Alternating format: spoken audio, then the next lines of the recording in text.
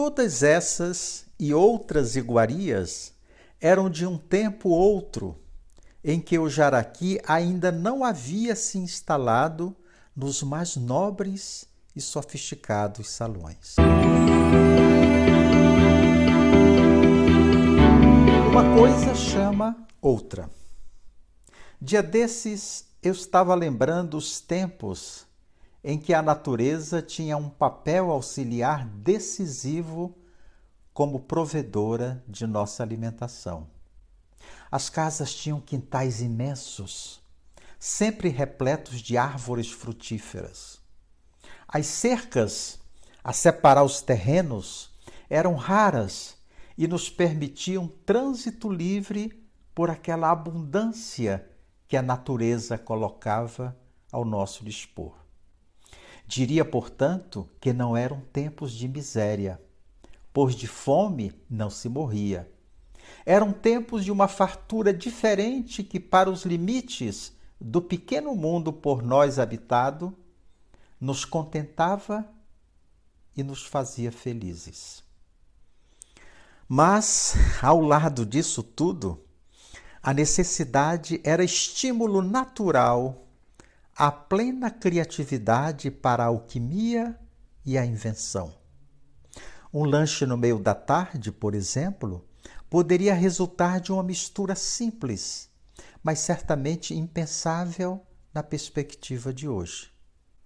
Colocávamos uma boa porção de farinha branca até a metade da velha caneca de alumínio e a ela adicionávamos 3 ou 4 colheres de açúcar.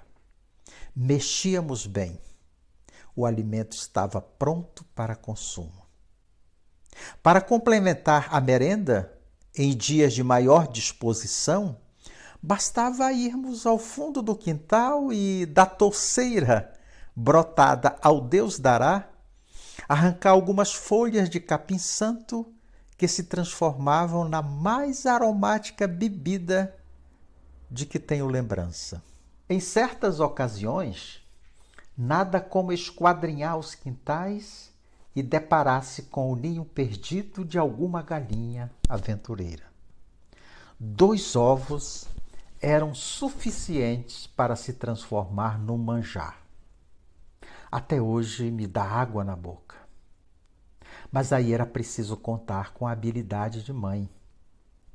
Ela separava com cuidado a gema e, com o auxílio de uma colher, batia ritmadamente a clara em um prato de esmalte, como se fosse um instrumento musical.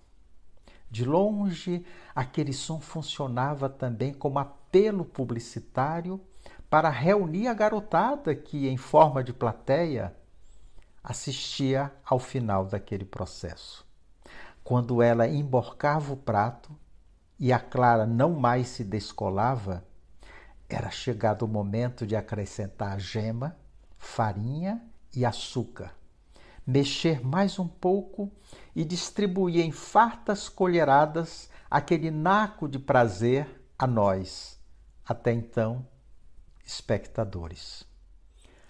A célebre teoria de Lavoisier, de que nada se perde, tudo se transforma, era levada às últimas consequências.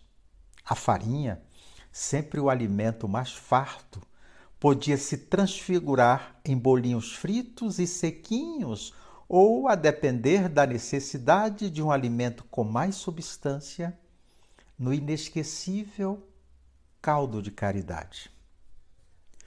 Todas essas e outras iguarias eram de um tempo outro, em que o jaraqui ainda não havia se instalado nos mais nobres e sofisticados salões. Bons tempos de menino eram aqueles.